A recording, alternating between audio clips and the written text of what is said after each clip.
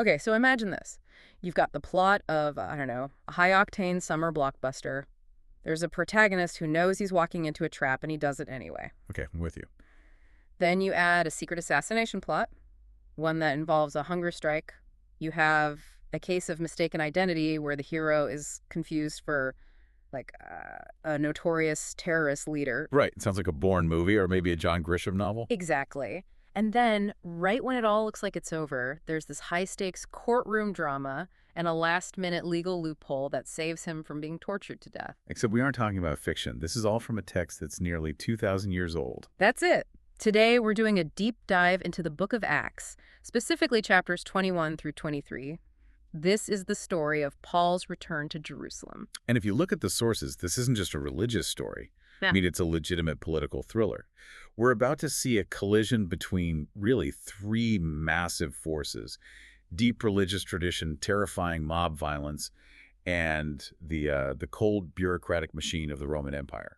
And just caught right in the middle of it all is one guy, Paul, just trying not to get torn to pieces. Precisely.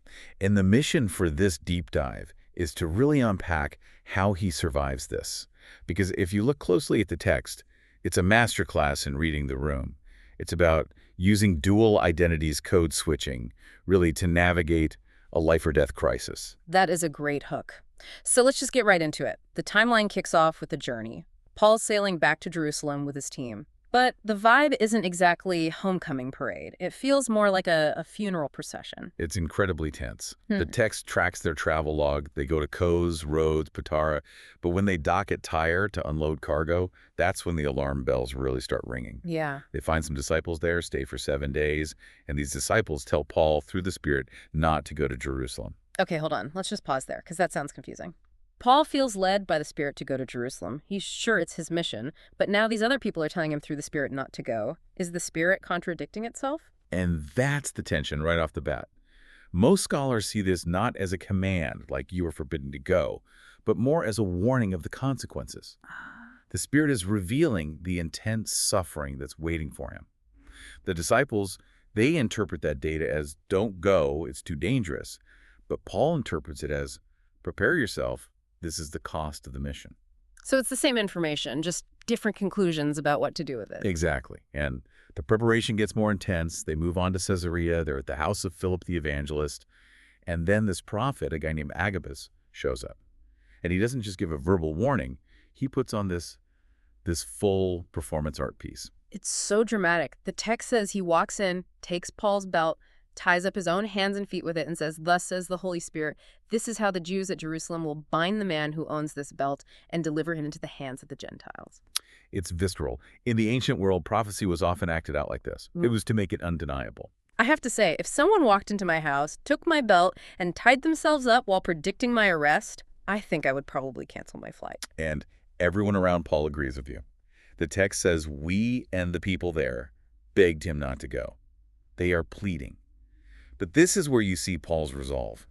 He basically tells them to stop crying because they're breaking his heart. Yeah. He says, I am ready not only to be imprisoned, but even to die in Jerusalem for the name of the Lord Jesus. Wow. So he's already accepted the outcome before he even gets there. That is some serious resolve. He has. So the group gives in. They just say, let the will of the Lord be done. And with that, Paul walks knowingly into Lion's Den.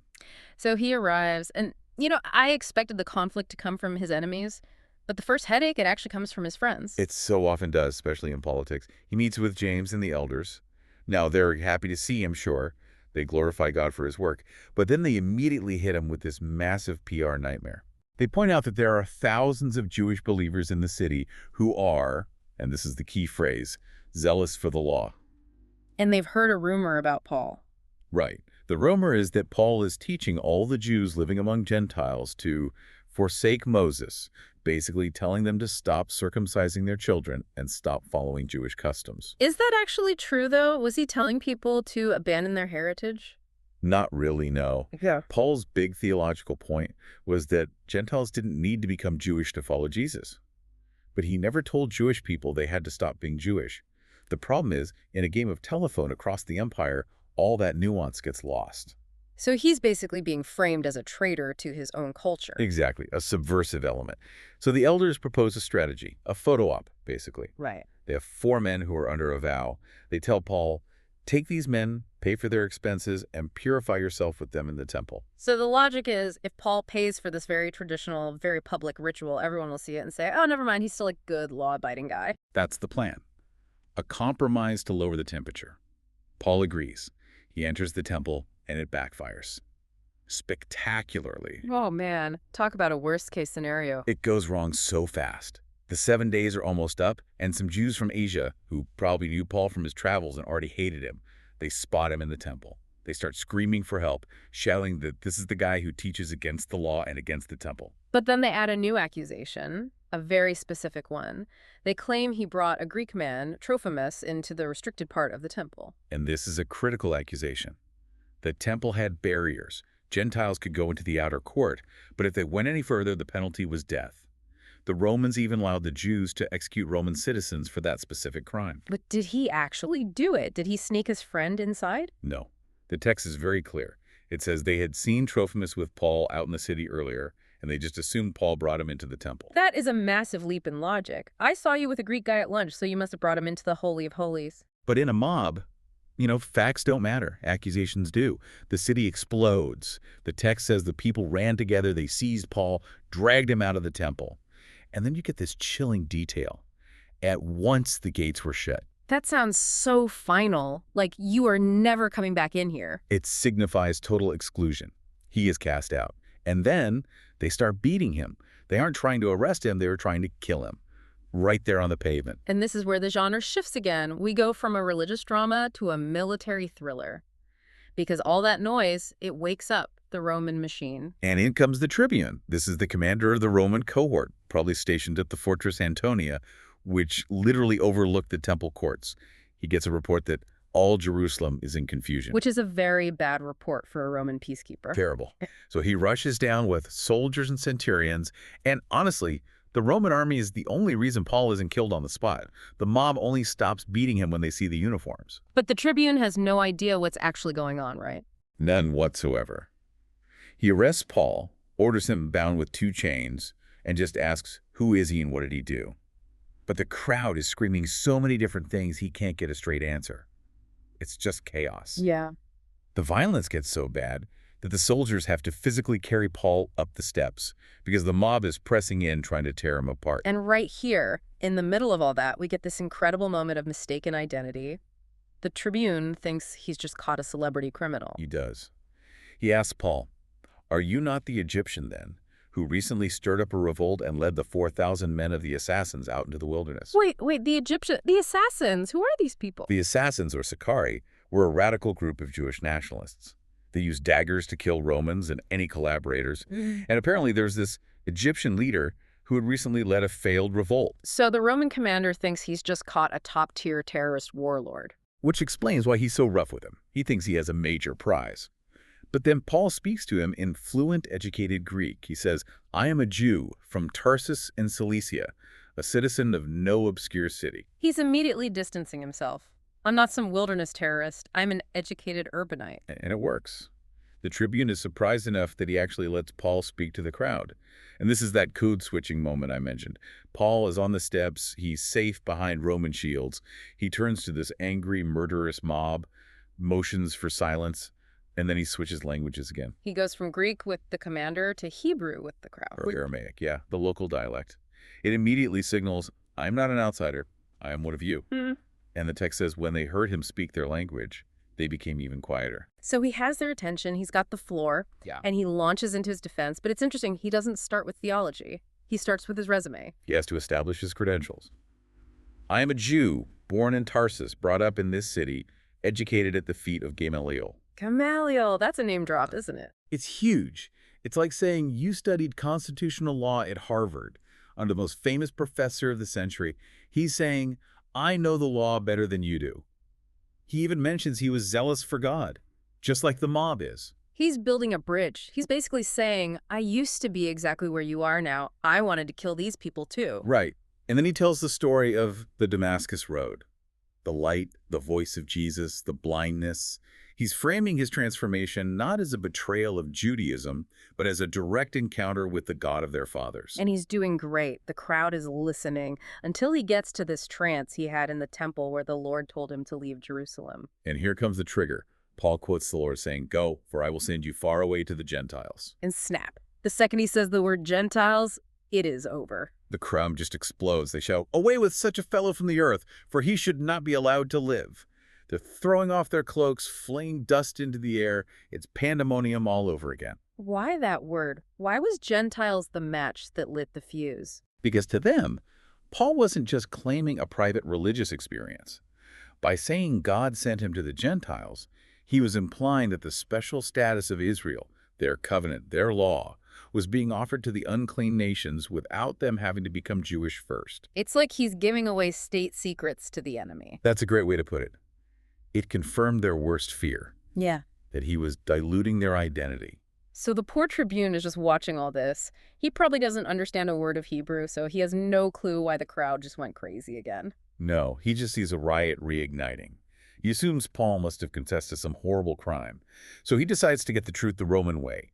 He orders Paul to be examined by flogging. Which is a very polite way of saying torture. It's brutal. This wasn't just a cane. This was the flagrum, a whip with bits of bone or metal in it. It was designed to tear flesh. They stretch him out with straps. The whip is about to come down. And this is where Paul plays his ace card. I love this moment. He doesn't scream or beg. He just looks at the centurion and asks this, legal trivia question. He just says, "Is it lawful for you to flog a man who is a Roman citizen and uncondemned?" And the temperature in the room just drops to absolute zero. Instantly. You have to understand, Roman citizenship was the ultimate shield. It granted you rights, specifically the right not to be tortured or punished without a proper trial.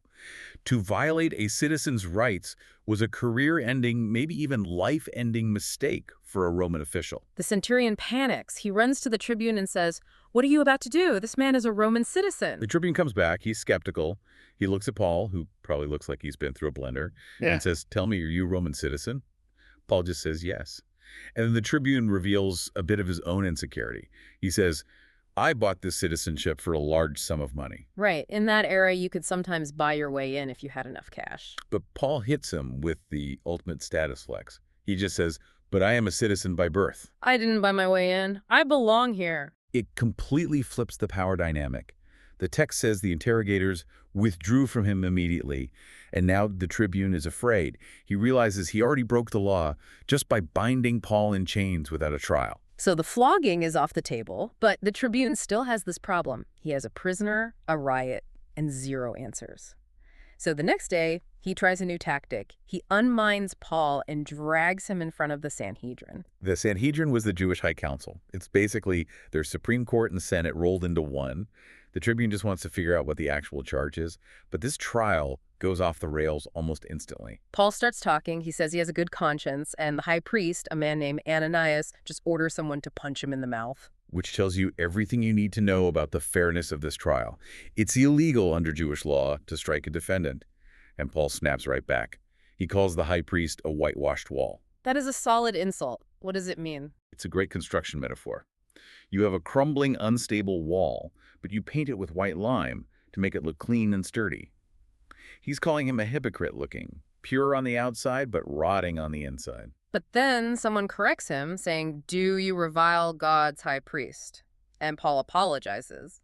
He even quotes scripture about respecting rulers. Yeah, he claims he didn't realize it was the high priest. Which, it's possible. Maybe his eyesight was bad, he'd been away. But regardless, Paul realizes right then he's never going to get a fair hearing in this room. The whole thing is rigged. So he switches tactics again. He stops defending himself and basically starts a brawl. He does, very cleverly. He looks at the room and sees it split between two political parties, the Pharisees and the Sadducees. Okay, for those of us who haven't brushed up on first-century theology, can you give us the quick and dirty difference? Sure. The main difference was the supernatural. The Sadducees were the elite pragmatists. They ran the temple, they were wealthy, but they didn't believe in the resurrection of the dead or angels or spirits. They were materialists. And the Pharisees. The Pharisees were strict legalists, but they did believe in all of those things. Resurrection, angels, spirits. So they are fundamentally divided on the afterlife. Exactly. So Paul sees this and just shouts out, "Brothers, I am a Pharisee, a son of Pharisees. It is with respect to the hope and the resurrection of the dead that I am on trial. He just throws a grenade into the middle of the room. And it explodes. Suddenly, the Pharisees and the Sadducees are fighting each other. The Pharisees actually stand up and start defending Paul. They say, "We find nothing wrong with this man. What if a spirit or an angel spoke to him?" That's hilarious. They completely forgot about Paul's crimes just to win an argument against their rivals. Divide and conquer. It's a brilliant political move. But the argument gets so violent that the tribune, who must be just exhausted by this point, is afraid Paul is going to get torn to pieces. So he has to send the soldiers in again to rescue him by force. This poor guy. I mean, riot, arrest, near torture, a council brawl. He's back in the barracks. He must be mentally and physically just done. And terrified, you'd have to imagine. But that night, the text gives us this quiet moment in the eye of the storm. The Lord appears, stands by his side, and says, "Take courage, for as you have testified about me in Jerusalem, so you must also testify in Rome." It's a promise of survival. He's getting out of Jerusalem. But the threat level is about to escalate from mob violence to organized crime. Right. The very next morning, more than 40 men form a conspiracy. They bind themselves with an oath that they will not eat or drink until they have assassinated Paul. That is serious dedication, a hunger strike until murder. And they go to the chief priests, who seem totally fine with this, by the way, which shows you how corrupt the leadership was, and they hatch a plan. They'll ask the tribune to bring Paul down for more questioning, and they'll ambush him on the way. It's a classic hit, and honestly, it would have worked. The tribune wants answers. He would have agreed to another hearing. It would have, except for the deep throat of the story, Paul's nephew. We didn't even know Paul had a nephew. Nope. We know almost nothing about Paul's family, but suddenly his sister's son just appears in the narrative. He somehow hears about the ambush, gets into the barracks, and warns Paul. Paul acts fast. He calls a centurion and sends the kid straight to the tribune. And I love this little detail. The tribune takes the young man by the hand and speaks to him privately. It shows he's actually taking this very seriously now. He realizes he's lost control of the situation in the city. The nephew spills the details of the ambush, the 40 men, the oath. The tribune believes him and says, "Tell no one that you have informed me of these things." He knows that if Paul stays in Jerusalem another day, he's going to be murdered on his watch. Exactly. And for a Roman officer, having a Roman citizen assassinated while in your custody is a major black mark on your career. So this sets the stage for Paul's extraction under heavy guard, which leads us out of these chapters. But looking back at this whirlwind, it's just relentless. It really is. In the span of, maybe 72 hours, Paul is mobbed, arrested, almost flogged, put on trial, and targeted by a hit squad. What stands out to me is the irony of it all. Paul goes to Jerusalem willing to die for his people. He loves his nation. But in the end, who saves him? The Romans, the pagan oppressors. Exactly. The religious leaders want him dead. The mob wants him dead. The only thing keeping him alive is his legal status as a Roman citizen and the tribune's bureaucratic obsession with keeping order. It's a fascinating paradox, isn't it? Paul is protected by the very same empire that executed Jesus, and he uses that protection to further the mission. It really forces you to ask a difficult question. You know, when a cultural system collapses into rage and fundamentalism, like we saw with that mob, what actually protects us? Is it truth? Or is it just procedure and legal status? That's the question to ponder. Sometimes the soulless bureaucracy is the only thing standing between a person and total chaos. That is a heavy thought to leave us with. A first-century political thriller that feels a little too relevant to how the world still works today. That's all for this deep dive into Acts. Thanks for listening.